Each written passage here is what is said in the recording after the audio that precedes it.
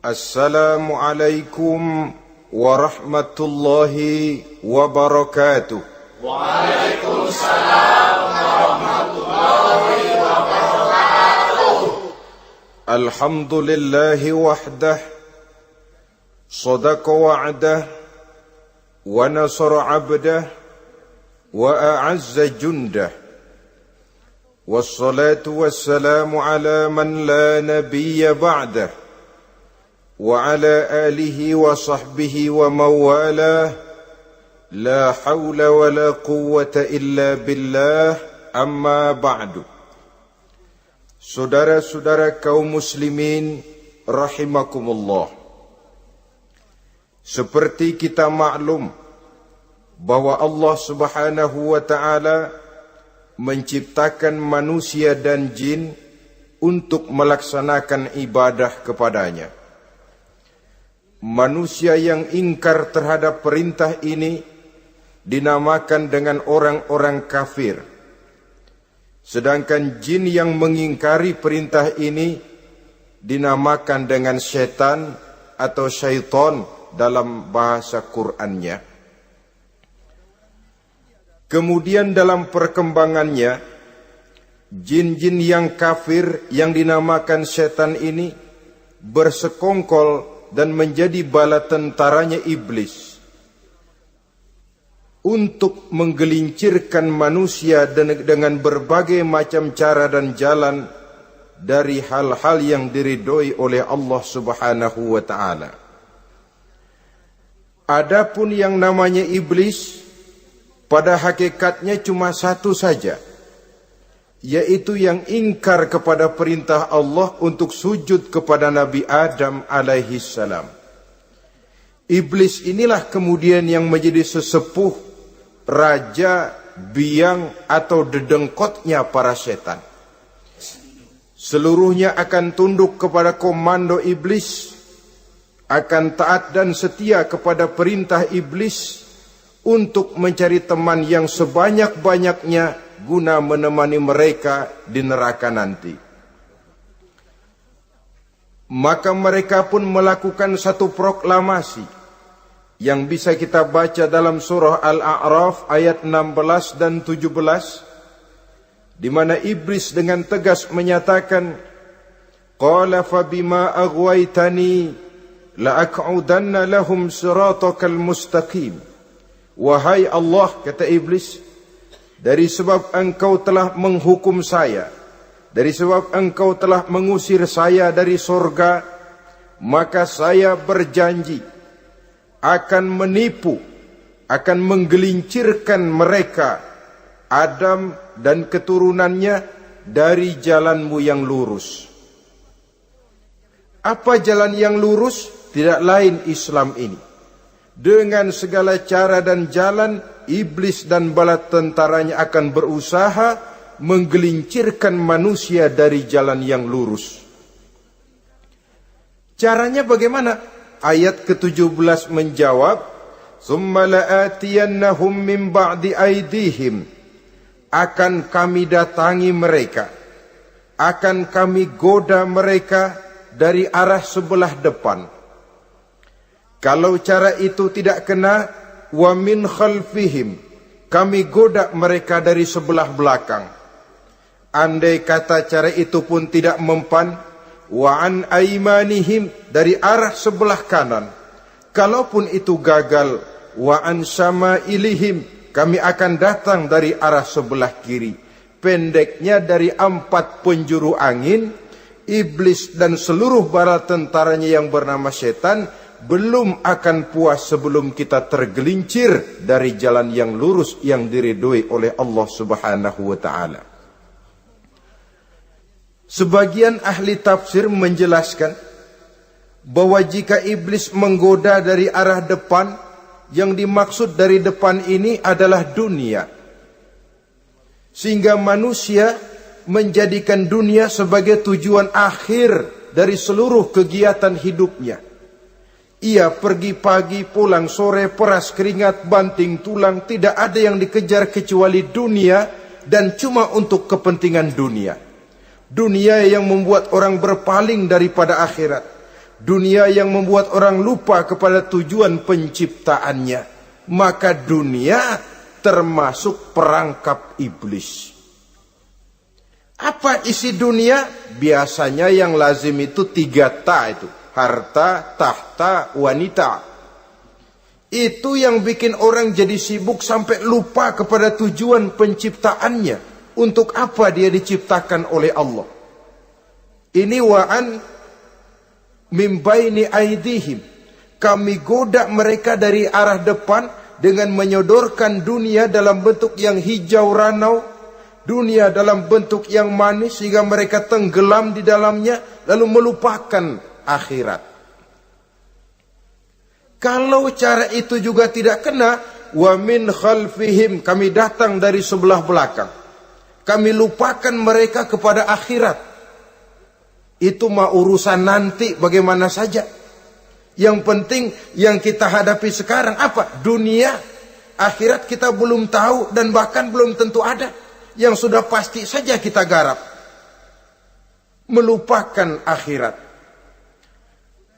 Wa an aimanihim, yang dimaksud dari arah sebelah kanan, iblis dan setan selalu menghalang-halangi manusia untuk berbuat kebaikan. Karena kanan adalah lambang kebajikan. Sedangkan an syama'ilihim, kiri adalah lambang kejahatan. Dicegahnya kita berbuat kebajikan dan dibisikannya kita untuk selalu melakukan kejahatan dan kemunkaran. Wala tajidu aktsarahum syakirin, dan akan kamu dapati sedikit sekali di antara manusia yang bersyukur atas nikmat yang telah engkau berikan kepada mereka. Ditanamkan rasa ingkar kepada nikmat. Jika kita tidak kufur iman, dibuatnya kufur nikmat. Mengeluh padahal hidup sudah serba cukup, merasa masih sangat kurang padahal orang lain sudah titik air liurnya melihat keadaan kita. Sedikit sekali di antara mereka yang pandai bersyukur kepada nikmat yang telah engkau berikan itu, ya Allah.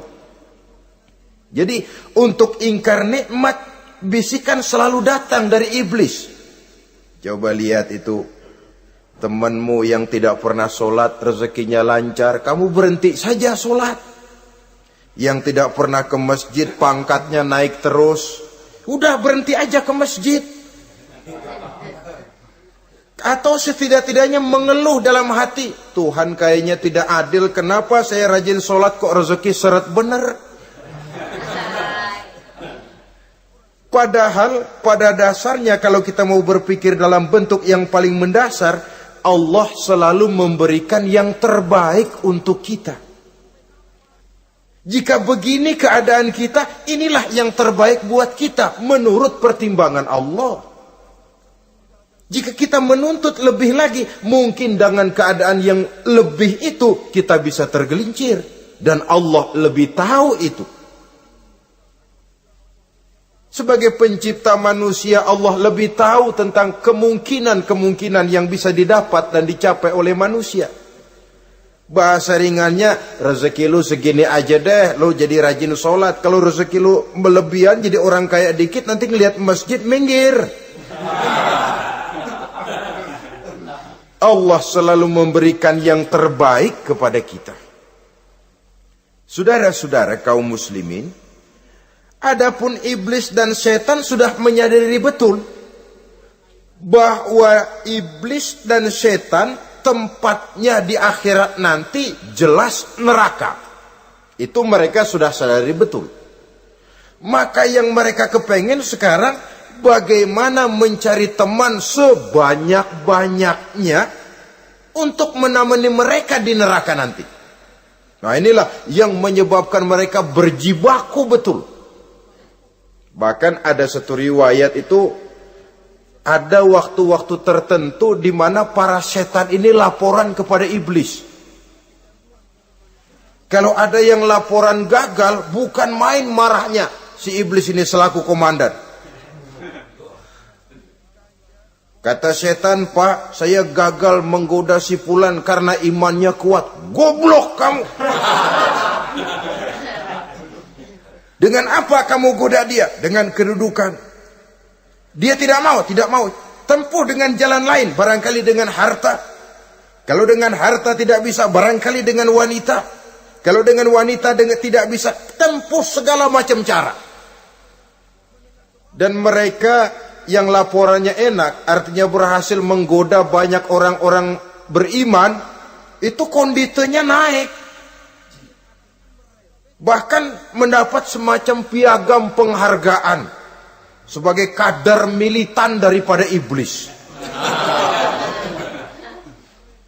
Nah, mereka berusaha dengan segala macam cara mengumpulkan teman sebanyak-banyaknya. Kalau mereka sendiri sudah tahu pasti, sadar nasib saya di akhirat nanti pasti masuk neraka, diazab dan disiksa oleh Allah.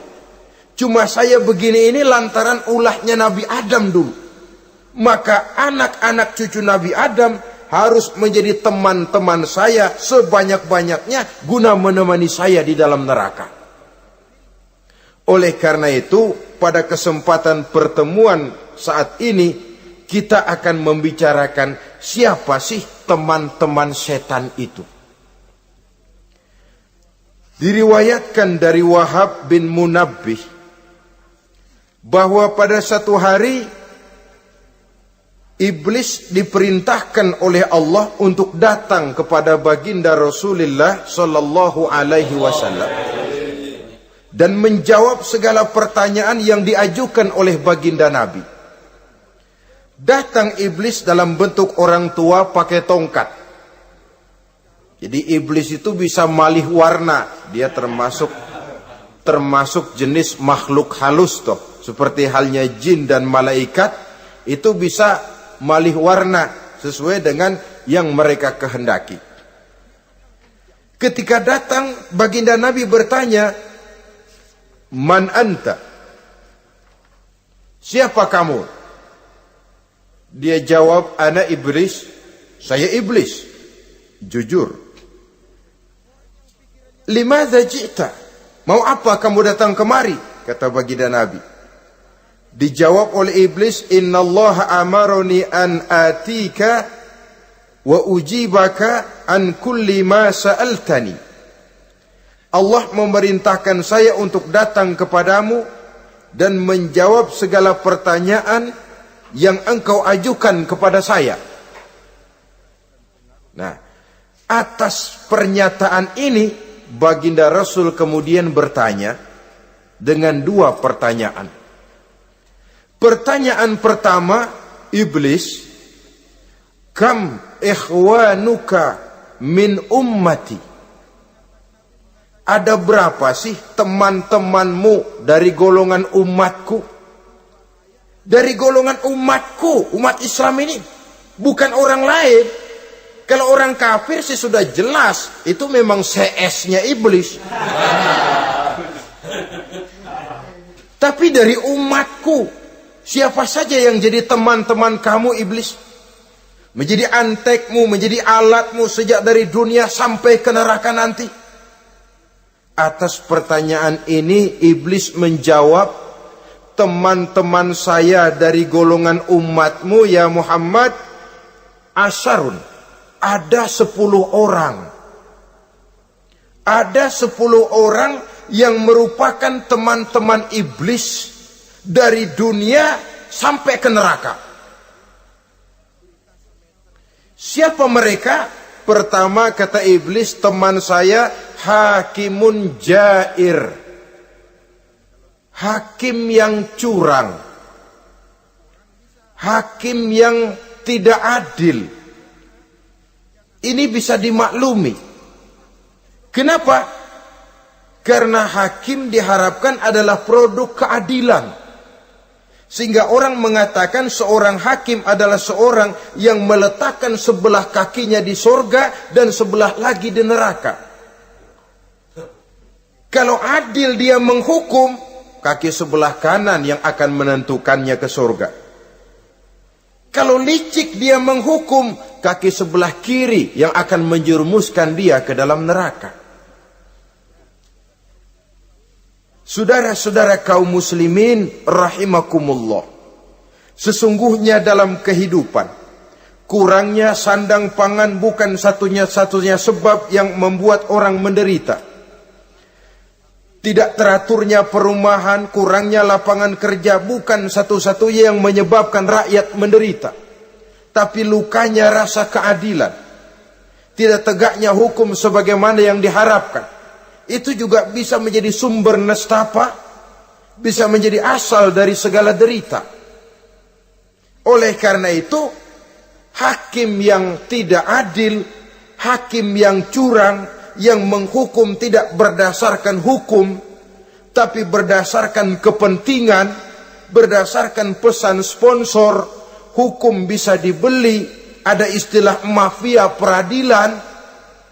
Hakim-hakim macam ini yang akan menjadi teman-teman iblis. Dan tiap kali palu akan diketuk, iblis sudah bukan main sibuknya. Kekuasaan di tanganmu, hijau katamu, hijau yang akan berlaku, merah kau ketok, merah yang akan jadi keputusan. Orang lain tidak tahu ini kesempatan untuk jadi kaya, ini kesempatan untuk naik pangkat. Manipulir hukum tidak ada yang tahu karena orang banyak yang awam dengan hukum.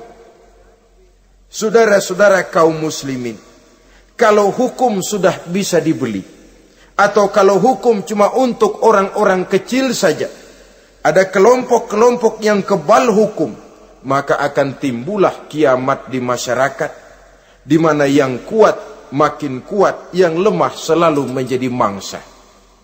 Oleh karenanya, hakim yang serong, hakim yang durjana merupakan teman-teman setan, merupakan teman-teman iblis dari dunia sampai ke neraka nanti. Ini yang pertama. Oleh karenanya, pada dasarnya setiap kita adalah hakim untuk keluarga, dalam pergaulan. Hendaklah adil di dalam memutuskan segala sesuatu. Lebih-lebih hakim yang memang menjadi pengayom masyarakat. Bukankah lambang para hakim digambarkan dalam bentuk neraca yang berimbang, tidak berat ke kiri, tidak juga berat ke kanan, dalam arti objektif memberikan keputusan sesuai dengan hukum, sehingga masyarakat terlindungi. Dan hakim yang adil secara praktis adalah musuh daripada setan.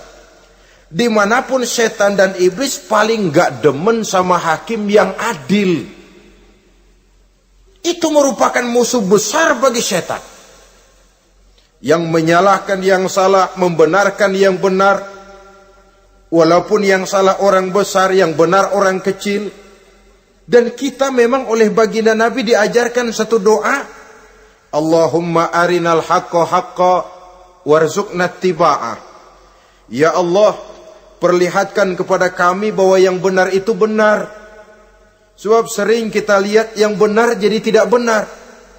Ini memerlukan kekuatan batin. Yang benar tampakkan kepada kami kebenarannya ya Allah. Sebab sekarang banyak ketidakbenaran yang dikamuflase. Banyak ketidakbenaran yang diberikan lipstick, sehingga kelihatannya menjadi benar. Ini baik doa ini saya pikir dibaca oleh para hakim. Allahumma arinal haqqa haqqa. Ya Allah, perlihatkan kepada saya bahwa yang benar itu benar. Dan tidak cuma sekedar itu, warzuqni ittiba'ah. Berikan kekuatan kepada saya untuk mengikuti kebenaran itu. Sebab kadang-kadang terjadi juga dia tahu yang benar itu benar, tapi tidak punya keberanian moral untuk mengatakan bahwa itu benar. Dia tahu itu barang yang hak, tapi tidak terpanggil mengikuti yang hak. Tidak punya kekuatan moral untuk mengikutinya. Lalu doa ini pun disambung. Wa arinal batila batilan warzuqna ijtinabah. Wahai Allah, perlihatkan kepada kami bahwa yang batil adalah batil, bahwa yang salah adalah salah, bahwa yang munkar adalah munkar. Berikan kepada kami kekuatan untuk menjauhi yang munkar, yang batil, yang zalim. Saudara-saudara kaum muslimin rahimakumullah. Kita sering mencaci kaum pelacur sebagai sampah masyarakat.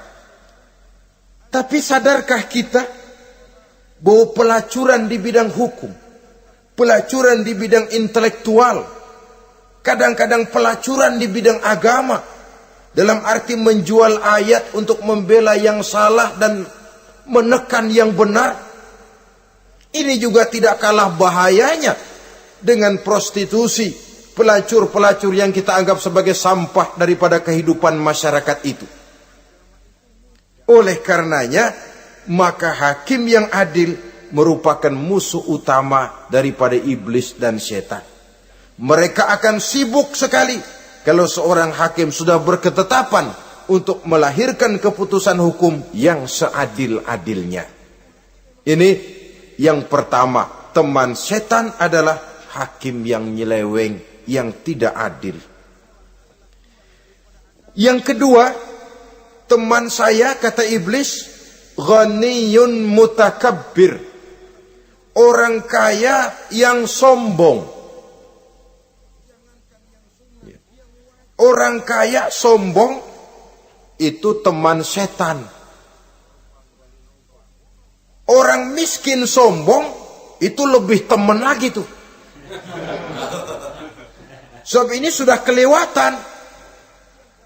Kalau orang kaya sombong barangkali masih lumayan lah, memang kaya. Tapi kalau sudah miskin sombong, minta ampun. Orang kaya yang sombong adalah musuh iblis. Sebab pada hakikatnya tidak ada yang kaya dalam kehidupan ini kalau sudah bercermin kepada apa sih yang kita punya. Nabi Sulaiman karena merasa menguasai antara masyrik dan maghrib, satu hari pernah mohon izin kepada Allah. Ya Allah, saya mohon izin kepadamu untuk memberikan makan kepada seluruh makhluk-makhlukmu sekedar satu hari saja. Baik. Satu hari Nabi Sulaiman mau menjamin menanggung makannya semua makhluk. Karena merasa kaya. Baik, kata Allah. Lalu sibuklah Nabi Sulaiman mengadakan persiapan. Seluruh bala tentaranya, jin, binatang dikumpulkan, mengumpulkan makanan yang sebanyak-banyaknya, diatur di satu lapangan yang sangat luas. Sebab ini yang mau makan tentu tidak sedikit. Nah, sudah selesai persiapan, kata Allah, sudah selesai Sulaiman? Sudah, ya Allah. Nah, aku mulai dari makhlukku yang paling di bawah, ikan. Ikan Nun dipanggil oleh Allah. Rezekimu hari ini mau ditanggung Sulaiman. Naik, makan. Naik ikan ini. Sekali makan seluruh persiapan habis. Goleng kepala Nabi Sulaiman, beliau sadar lalu sujud, maha kaya engkau ya Allah. Boro-boro nanggung makanan semua makhluk hidup sehari, ikan satu enggak keurusan. Ini baru sekali makan, bagaimana nambahnya? Jadi apa sih yang kita anggap kaya ini? Maka orang kaya yang sombong pada hakikatnya kacang yang lupa akan kulitnya. Tidak ada yang kita bawa pada saat kita terlahir ke alam ini. Sebagaimana juga tidak ada yang kita bawa pada saat kita meninggalkan alam ini. Harta kita akan pindah nama. Sebab itu yang perlu kita jaga pada hakikatnya tidak lain nilai-nilai iman. Sebab ini yang akan kita bawa. Cuma ironinya, karena iman itu abstrak, bukan benda. Orang yang kehilangan iman tidak pernah ribut. Sebaliknya karena harta itu materi, benda konkret, orang yang kehilangan harta cepat merasa, cepat ribut.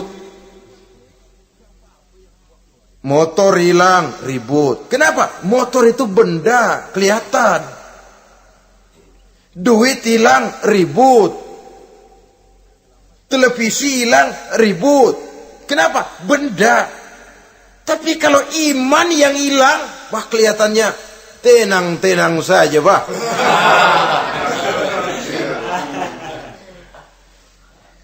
Padahal ini usaha iblis bagaimana orang kehilangan iman, menjadi kafir, masuk grup dia untuk menemani dia di dalam neraka nanti. Dia gelincirkan iman kita, dan kita sering tanpa terasa telah mengalami pergeseran nilai-nilai iman kalau tidak tergusur sama sekali. Cuma saya katakan tadi, oleh karena iman ini bukan benda, orang yang kehilangan iman kurang begitu merasa. Padahal ini yang paling berharga. Sebab ini yang akan kita bawa menghadap Allah. Orang itu kalau sudah yakhruju minad dunya bighairi iman, keluar dari dunia, meninggalkan dunia dan seluruh isinya, kembali menghadap Allah dengan tidak membawa iman, tempatnya jelas sudah. Itu yang paling kita khawatir. Pangkat jelas tidak kita bawa. Harta benda akan pindah nama jadi milik ahli waris kita. Tiba-tiba iman yang cuma satu itu tempat kita bergantung, hilang juga dari diri kita. Dengan apa kita mau menghadap Allah? Dan kemalangan apa yang lebih besar dari orang-orang yang telah kehilangan iman pada saat dia menghadap Allah Subhanahu wa ta'ala. Karena itu saudara-saudara, terutama yang diberikan amanah berupa harta oleh Allah dalam kehidupan ini, bersyukurlah kalau saudara diberikan kepercayaan oleh Allah untuk menyalurkan rezeki kepada orang lain. Seperti keran yang nyimpen air tapi tidak untuk dirinya, disalurkan kepada yang memerlukannya. Rezeki dia cuma lewat tangan saya. Rezeki dia cuma lewat tangan saya. Berbahagialah orang kalau dipercayai Allah untuk menyalurkan rezeki kepada orang lain. Artinya agen. Yang ditunjuk jadi agen Allah, kok nggak bangga? Kalau sudah kemari cara berpikir, insya Allah rasa bakhil bin pelit alias medit bin koret.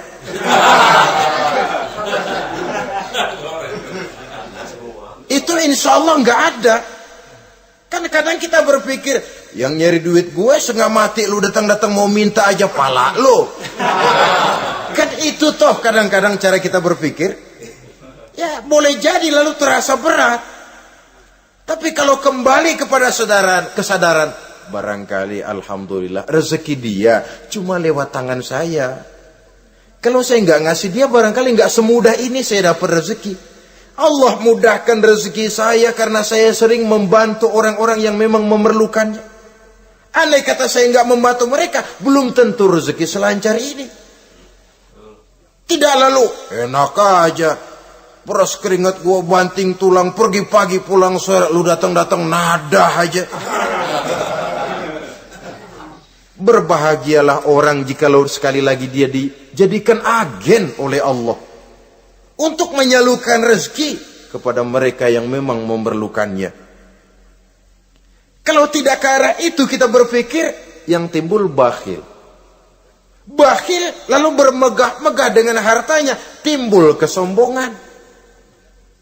Senang melihat orang susah, lalu dia sendiri dengan hartanya cuma to show only, pameran. Lewat di kampung, senang kalau orang melotot, lihat mobilnya yang serba mengkilap, sepatunya yang serba mahal. Senang kalau, wah, semua gaya hidupnya serba jet set, wah, wah, wah. Senang betul kalau melihat orang sudah serba bengong lihat keadaan dia. Timbul takaburnya, sombongnya, ngenyek kepada yang lain. Maka orang kaya yang sombong, teman iblis, teman setan. Setan senang betul. Sebaliknya secara praktis, orang kaya yang rendah hati adalah musuh iblis. Saudara-saudara kaum muslimin rahimakumullah. Lain memang.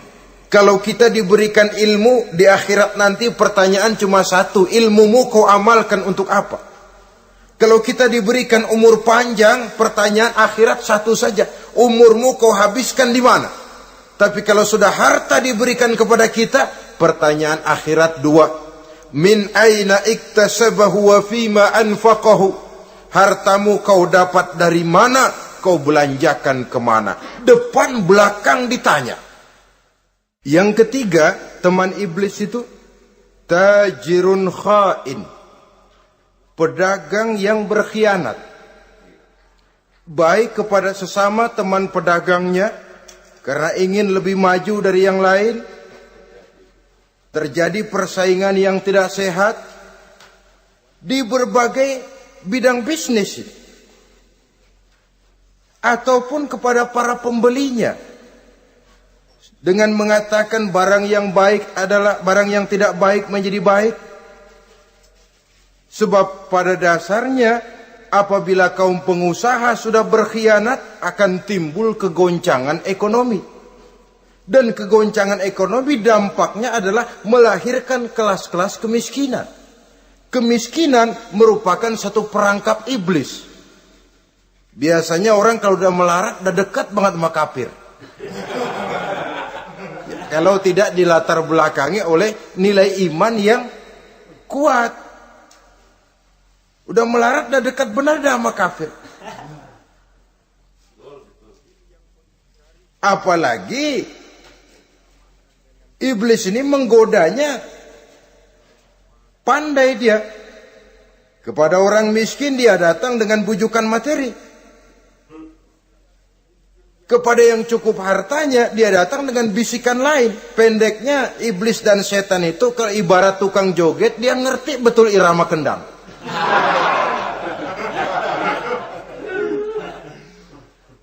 Di mana kelemahan orang itu dia selidiki, dia pelajari, dari arah situ dia masuk. Dan secara strategi perang, iblis dan setan ini posisinya memang lebih menguntungkan daripada kita. Kenapa? Dia melihat kita, kita mah nggak lihat dia. Dia bisa pelajari kebiasaan dan kecenderungan kita. Kita nggak tahu kadang-kadang kelemahan kita. Dari arah itu dia masuk. Posisi dan strateginya lebih menguntungkan daripada kita. Saudara-saudara kaum muslimin rahimakumullah. Bila ekonomi sudah goncang, terjadi penimbunan barang, terjadi spekulasi harga, timbullah kegoncangan sosial. Dan dikala itu setan dan iblis pesta. Dia merasa perangkapnya berhasil. Persaingan-persaingan yang tidak jujur, yang pada dasarnya akhirnya bukan cuma merusak sistem ekonomi, tapi juga mempengaruhi hasil kerjaan. Dalam tender-tender usaha-usaha besar misalnya, oleh karena mengajar supaya dia yang mendapat proyek, dia tidak segan sogok sini, suap sana, semir sana, usap sini. Tinggal untungnya sedikit dan dia harus dapat untung besar. Akhirnya apa? Proyek yang dikerjakan cuma asal sekedar jadi. Tidak seperti standar yang ditetapkan lagi. Juga tidak merupakan kesalahan yang sepenuhnya harus dibebankan kepada dia. Kesalahan yang merupakan siklus. Mata rantai, sudah lingkaran setan. Itulah sebabnya sering saya ungkapkan, kalau manusia sudah jadi teman setan, lebih buas daripada bajing. Karena bajing cuma makan kelapa, tapi bajingan udah apa saja dimakan. Sudah jadi teman-teman iblis, tidak ngerti halal haram, hak dan batil. Ini kepentingan pribadi apa kepentingan orang banyak, yang penting sikat saja. Jadi yang ketiga ini targetnya memang kekacauan ekonomi. Yang kemelaratan, kemiskinan merupakan tangga untuk sampai kepada kekafiran. Dan iblis tahu betul itu.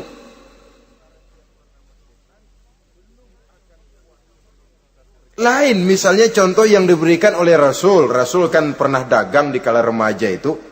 Membawa dagangannya Siti Khadijah. Kain. Beliau dagang kain. Berapa kain ini? Oh, kalau ini Saya ambil dari Ibu Khadijah 25 rupiah. Saudara mau beli saya berapa terserah asal saya ada untungnya. Dan kalau modalnya 25, betul-betul beliau bilang 25. Jujur. Kita kan enggak, udah bohong campur sumpah lagi.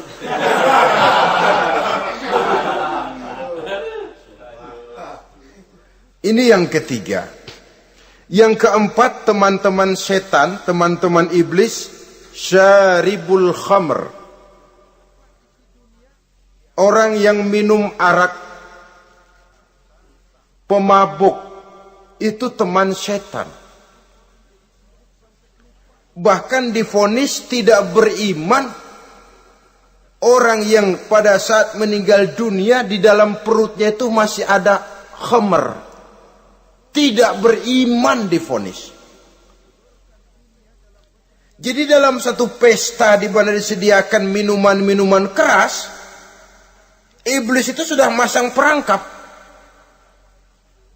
Dan bila minuman itu dihampiri orang, dia mulai senang, wajahnya berseri-seri. Kalau minuman dituang ke gelas, dia tepuk tangan. Bila minuman mulai mengalir ke tenggorokan, dia jijimprakan iblis. Girang bukan main.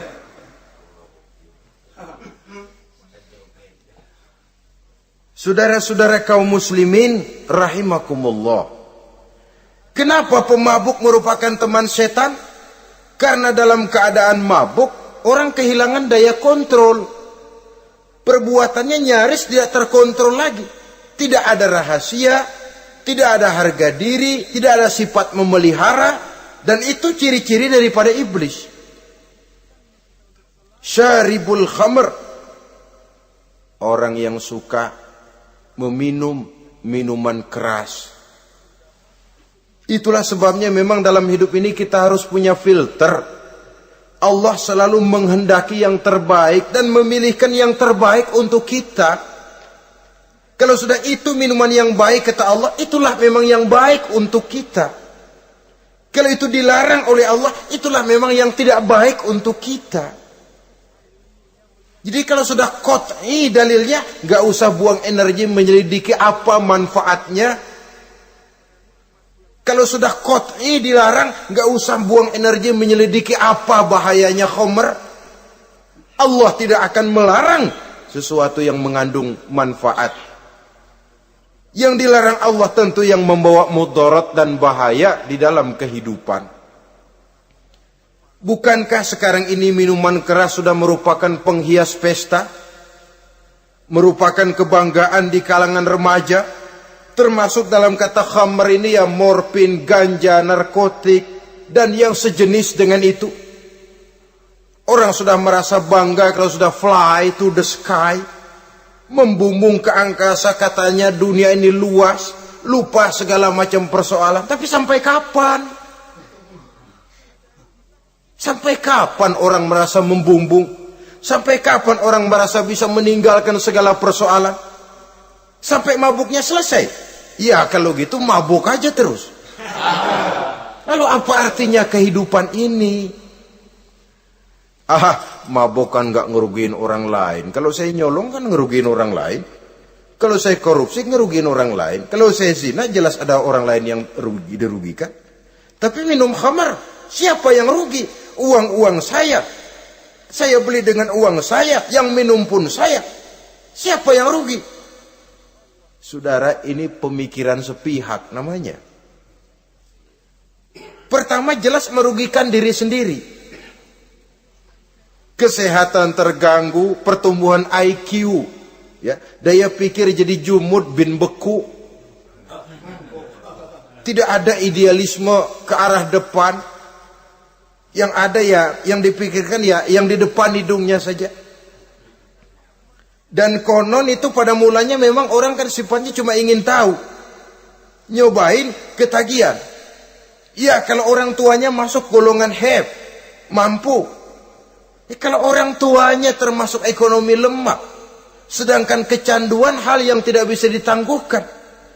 Orang yang sudah kecanduan minuman keras, Sekali dia tidak minum, sudah bukan main rasanya. Orang yang sudah biasa minum ganja, morfin, narkotik, satu kali dia tidak bertemu itu, sudah nggak keruan rasa.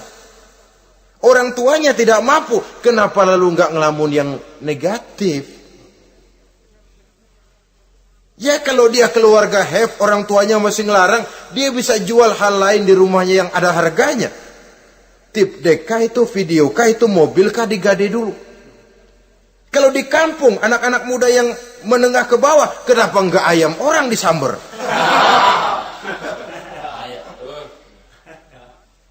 Terjadilah perbuatan negatif yang akhirnya merembet kepada merugikan orang lain. Hakikatnya zohirnya memang pada mulanya hanya merugikan diri sendiri, tapi lambat laun akan merembet juga kepada merugikan orang lain. Oleh karena itu pantas kalau dalam perjalanan Mi'raj begitu hendak start dari Masjidil Aqsa menghadap Allah, kepada baginda Nabi disodorkan 2 gelas minuman, segelas susu dan segelas arak. Muhammad, kau ambil salah satu minuman itu, kau minum. Mantap. Nabi mengambil gelas yang isinya susu lalu beliau minum. Selesai minum kata Jibril, "Shaddaqta ya Muhammad, laqad asabtal haq." Kamu benar Muhammad, pilihanmu tepat. Kenapa? Untung saja susu yang kamu minum. Kalau arak yang kamu ambil, kamu pilih dan kamu minum, pasti umatmu bakal pada jadi umat teler semua nantinya. Wong Nabi milih susu saja umatnya masih banyak yang teler. Apalagi kalau beliau memilih khamr waktu itu. Tapi ini sekedar simbol bahwa begitulah kita dalam hidup. Saudara, kalau di depan kita ditaruh segelas jamu, segelas sirup, kira-kira pilih mana? Sirup apa jamu?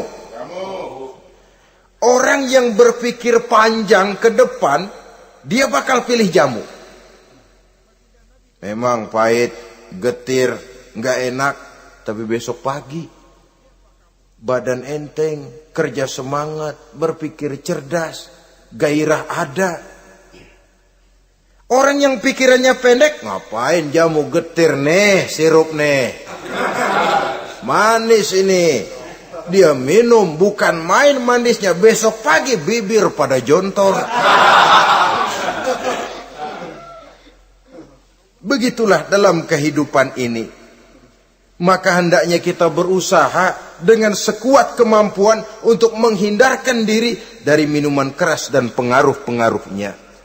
Yang kelima, teman iblis itu al-qattat, tukang-tukang fitnah. Itu suling iblis itu, trompet setan. Sebab apa? Benar kalau Quran mengatakan, Nabi mengatakan al-fitnatu asyaddu minal qatli. Fitnah lebih bahaya dari pembunuhan. Sebab apa? Pembunuhan membunuh orang secara langsung. Fitnah membunuh orang pelan-pelan. Kalau mati mau mendingan cepat daripada pelan-pelan. Pelan-pelan mati, cepat mati, enakan cepat, nggak ngerasain sakit. Fitnah membunuh orang pelan-pelan. Nama baik orang hancur, dicoreng-moreng di tengah masyarakat. Maka tukang-tukang fitnah, teman-teman setan dari dunia sampai ke neraka nanti. Karena fitnah lebih bahaya daripada pembunuhan. Mengada-ada yang tidak ada diada-adakan, fitnah. Melebih-lebih, berita semeter jadi 3 meter, yang 2 meter. Ya kalau positif, kalau negatif, fitnah. Memang orang bilang kalau kita nitip duit jangan harap lebih, kurang bisa. Tapi kalau nitip omongan jangan harap kurang, pas saja sudah untung itu. Biasanya lebih, namanya omongan. 1 meter jadi 2 meter, 2 meter jadi 3 meter. Itu sifat dari yang namanya omongan. Kita kirim uang, udah gak bakalan lebih dah. Ini nitip uang sama saya 50.000, tambahin 10.000, langka yang berpikir begitu. Kurang malah bisa. Enak aja nitip, gua kan kemarin pakai ongkos. Hitung transport misalnya. Tapi kalau sudah nitip omongan, pas saja sudah untung loh. Biasanya malah lebih. Fitnah pernah melanda Nabi Zakaria. Fitnah pernah melanda Habil dan Qabil. Fitnah pernah melanda Nabi Ibrahim. Fitnah bahkan pernah melanda kehidupan baginda Rasulullah sallallahu alaihi wasallam. Dalam peristiwa yang lazim kita kenal dengan hadisul ifki, bagaimana gosip pun sempat mengguncang rumah tangga kehidupan baginda Nabi. Sehingga pantas kalau beliau sendiri mengatakan al-fitnatu asyaddu minal qatli. Fitnah itu lebih bahaya daripada pembunuhan, karena fitnah membunuh orang secara pelan-pelan. Saudara-saudara kaum muslimin rahimakumullah. Lidah tidak bertulang. Saghirul jirmi azimul jurmi. Kecil bentuknya tapi besar akibatnya. Kalau kita luka karena silet 2-3 hari boleh sembuh. Tapi luka karena lidah seumur hidup kita ingat. Asal lihat orangnya ingat, nih dia nih yang ngomong kagak enak banget, gua tandain dah.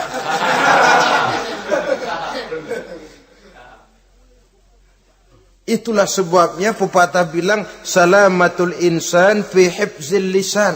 Orang akan selamat jikalau dia pandai menjaga lidahnya. Saudara-saudara kaum muslimin, yang keenam, teman setan sahibur riya.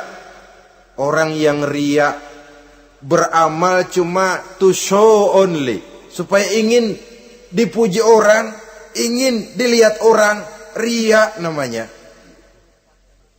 Tidak ada ikhlas. Sebab kata Imam Ghazali, an-nasu kulluhum niyamun illal alimun, wal alimuna an-nasu kulluhum mauta illal alimun, wal alimuna niyamun illal amilun, wal amiluna mughtarruna ilal mukhlisun. Manusia itu pada hakikatnya mati kecuali orang alim. Orang alim sekalipun hidup hakikatnya adalah tidur, kecuali orang yang mengamalkan ilmunya. Dan orang yang mengamalkan ilmunya banyak yang tertipu, kecuali orang yang ikhlas. Tepat ini fatwa Imam Ghazali. Manusia hakikatnya tidur kecuali orang yang alim. Orang yang alim walaupun hidup tapi tidur. Hidup tidur, ya nggak bisa berbuat banyak kecuali orang yang mengamalkan ilmunya. Dan orang yang mengamalkan ilmunya banyak yang tertipu kecuali yang ikhlas. Jadi kalau amal itu adalah jasad, ikhlas itu adalah ruh. Amal tanpa ikhlas patung. Patung tidak bisa berkembang, tidak bisa berbuat banyak, namanya patung. Itu amal tanpa ikhlas. Ini termasuk penyakit batin toh, ikhlas, riya, ujub, sum'ah, penyakit kepengen didengar orang, penyakit kepengen dilihat orang. Wah, kalau sembayangnya dilihat orang mantap betul, kayak besok mau mati. Tapi kalau sudah sembayang nggak dilihat orang, wah kilat khusus, cepat bukan main. Riya. Ini yang menghancurkan amal ini nggak terasa. Sifat kita sendiri. Riya ini menggeragoti amal. Sebagaimana api menggeragoti kayu bakar. Yang ketujuh. Teman setan akilu malil yatim. Orang yang memakan harta anak yatim. Itu setan senang betul itu. Dia bisikan, kau kan ngurus anak yatim. Kau sudah menanamkan budi kepada mereka. Jadi wajar kalau kau ambil bagian. Mula-mula memang dalam batas yang wajar. Makin lama malah berebut sama yatimnya. Makin kesonoin, yatimnya malah nggak keduman, panitianya yang kenyang. Akilu malil yatim, orang yang memakan harta anak yatim secara zalim, ini merupakan teman setan. Sebaliknya, orang yang melindungi anak yatim, kata Nabi, seperti dua jari ini dengan aku di akhirat nanti. Dekat derajatnya dengan Rasul. Yang kedelapan, teman setan al-mutahawinu bis shalah. Orang yang nganggap enteng sholat, ngentengin sholat. Nanti aja dah, kalau udah tua-tuaan, sembahyang mah gampang, saban sehari ada. Kalau ini nih tinju jarang-jarang. Al-mutahawin, ngentengin. Pada dasarnya agama itu mudah. Jangan dipersulit, tapi juga jangan dipermudah. Agama itu tidak berat, jangan diberat-beratin, tapi juga jangan dienteng-entengin. So yang enteng kalau kita entengin, akhirnya menganggap remeh. Mulanya memang sedikit, makin lama makin banyak, makin lama makin banyak, makin bertumpuk. Apalagi kalau sadar kita sholat adalah tiang daripada agama. Bagaimana rumah akan tegak tanpa tiang yang kuat? Bagaimana agama akan tegak dalam diri seseorang kalau sholatnya dia enteng-entengi? Jangankan yang sunnah, yang wajib saja. Kadang-kadang tutup lubang, gali lubang. Padahal itu merupakan tiang pokok. Rumah itu untuk kuat harus ada tiang-tiang tambahan. Tiang tambahan ini ya nawafil, ya rawatib, sholat-sholat sunnah itu. Itu untuk menjaga stabilitas temperatur batin kita kepada Allah. Al-mutahawinu bis shalah. Jadi kalau sudah masuk waktu, beduk misalnya berbunyi, azan berkumandang, iblis mulai menyebar bala tentaranya. Pasukan, siap.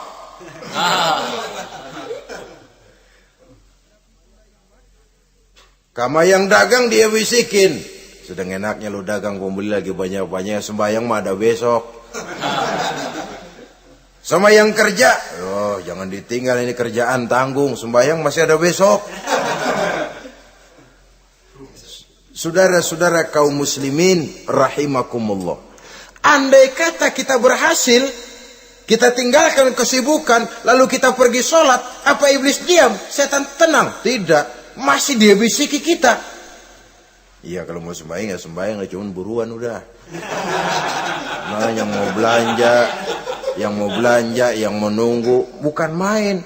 Sampai ruku kita tidak sempurna, bacaan kita semrawut, sujud kita tidak lengkap. Sholat juga, tapi disitulah masuk iblis. Atau kalau itu kita berhasil cegah, ruku tertib, ada tumakninah, sujud bagus, iblis masuk lagi. Wah, memang sembahyang kamu mantap. Orang lain gak ada yang sembahyang kayak kamu. Yang timbul apa? Ujub. Sombong kepada diri sendiri. Begitu rapi sembahyang, lo ya pada kagak sembahyang, apaan lo? Gua nih. Itu sudah perangkap iblis. Jadi lewat segala macam cara dan jalan, kepada yang ibadahnya bagus ditanamkan rasa ujub. Kepada yang mau berusaha bagus ditanamkan sifat was-was, buru-buru. Saudara-saudara kaum muslimin, ini yang ke-8. Yang ke-9, mani'uz zakah. Orang yang enggan membayar zakat itu teman setan. Gak ada urusan sama zakat. Sayang-sayang harta dizakatin. Saudara-saudara, padahal zakat itu kata Nabi, zakku amwalakum biz zakat. Bersihkan hartamu dengan zakat. Jadi barangkali bercampur harta itu dengan sedikit yang tidak baik, bercampur dengan yang kotor. Zakat itu membersihkan yang lain. Kita misalnya dalam satu kelas punya murid 40 orang, 42 orang, ada 2 orang yang bandel, nggak ketulungan. Sudah segala macam cara kita perbaiki, nggak juga berhasil. Ini kan kalau nggak diatasi kan mempengaruhi yang teman-teman yang 40 orang. Untuk menyelamatkan yang 40 ini, nggak apa-apa yang 2 keluarin. Bikin pemecatan. Anak saudara, kami sudah tidak sanggup lagi mengajar. Dengan ini kami berhentikan dari sekolah yang kami pimpin untuk menyelamatkan teman-teman yang lebih banyak. Mengeluarkan yang 2 untuk menyelamatkan yang 40. Sebab kalau tidak ini nanti ngerembet, yang 40 ngikut jadi ngeres. Itu juga harta. Zakat untuk membersihkan yang masih tersisa. Yang terakhir, yang ke-10, teman setan, musuh, teman iblis, man yutilul amal. Orang yang terlalu panjang angan-angan. Penghitung bintang di langit. Yang hidup cuma ngitung jikalau. Wiridannya cuma jikalau.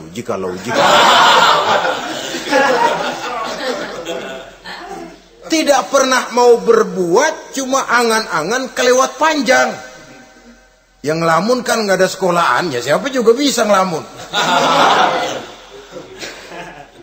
Orang bukan tidak boleh bercita-cita, bahkan cita-cita yang mendorong kita untuk bergairah dalam kehidupan. Tapi kalau cita-cita tanpa langkah konkret, yang penting kan punya kemauan, lebihnya tawakal, nggak cukup. Pernah datang ke masjid seorang sahabat. Begitu sampai dia turun dari onta langsung menghadap baginda Nabi. Nabi tanya, ontamu udah diikat belum? Belum ya Rasul. Kenapa? Saya tawakal kepada Allah. Tuh orang diomelin sama Nabi. Ikat dulu, habis gitu baru tawakal. Betul toh. Ikat dulu tuh onta, lebihnya baru tawakal. Kalau udah diikat masih lari juga, itu tawakal. Lah belum diikat udah tawakal. Orang yang terlalu panjang angan-angan, yang akhirnya kalau tidak merusak cara berpikirnya, akan mendorong dia kepada perbuatan yang negatif untuk mewujudkan angan-angannya itu. Macam misalnya ya, pakaian kepengen bagus, harta mau banyak, usaha ogah, kerja capek sedikit tidak mau, kepengen seperti orang-orang, lalu ngelamun. Kalau tidak jadi gila, ya merusak perbuatannya. Kan berapa banyak orang yang kepengen kaya gagal lalu jadi sableng. Kertas koran ditumpukin, dikantongin, dia kira gepokan duit. Hawanya duit udah banyak aja.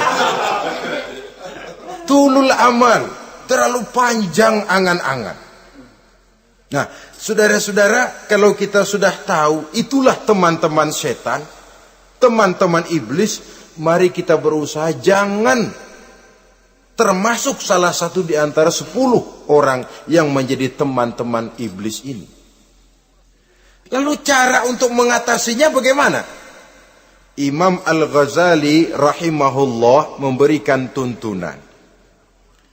Pertama, untuk mengatasi perangkap setan, jangan sampai kita termasuk salah satu teman setan, zikrullah. Banyak ingat kepada Allah. Sebab Nabi bersabda, inna zikrallahi ta'ala fi janbi syaitan kal akillati fi janbi ibni Adam. Sesungguhnya zikrullah, zikir kepada Allah itu dapat menyakiti setan sebagaimana penyakit menyakiti lambung anak Adam. Jadi setan itu akan kurus kalau kita hantam pakai zikrullah. Setan tidak berdaya, lemah kalau kita hantam pakai zikrullah. Ingat Allah, selalu merasakan kehadiran Allah dekat dalam hidup. Itu senjata pertama. Dengan zikrullah, setan kurus. Kalau udah kurus, ya lemas, nggak berdaya ngadepin kita. Tapi kalau nafsu yang kita ikutin, kita umpanin tuh setan. Lah gemuk, begitu gemuk, makin berleluasa dia ngutak-ngatik kita. Yang kedua, jangan mendekati tempat maksiat. Sebab man hama haulal hima yusiku ayyaqafi. Orang yang main di pinggir kali ditakutin kecebur di kali. Jangan mendekati tempat yang cenderung membawa kita ke tempat maksiat. Saudara-saudara, yang ketiga, mengosongkan perut. Dalam arti rajin puasa, puasa sunnah. Kata Nabi, inna syaitan yajri min ibni adam majrad dam fadayyiku majariyahu bil ju'. Setan mengalir dalam diri manusia seperti mengalirnya darah. Maka persempit jalan setan dengan apa? Bil ju', dengan memperbanyak lapar. Bukan memperturutkan syahwat.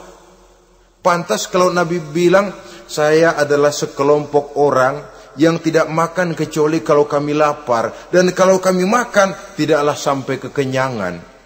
Bukan enggak kenyang, tapi enggak kekenyangan. Yang terakhir kata Imam Ghazali, hendaknya kita selalu ingat bahwa tujuan iblis dan setan adalah menjerumuskan manusia, menyengsarakan manusia, supaya kita menjadi teman mereka di neraka nanti. Kalau ingat itu, insya Allah kita bisa mengerem diri. Nah, inilah saja yang dapat kita sampaikan pada pertemuan kali ini. Mudah-mudahan ada manfaatnya. Terima kasih dan mohon maaf. Usikum wa nafsi bitaqwallah. Wassalamualaikum warahmatullahi wabarakatuh. Waalaikumsalam.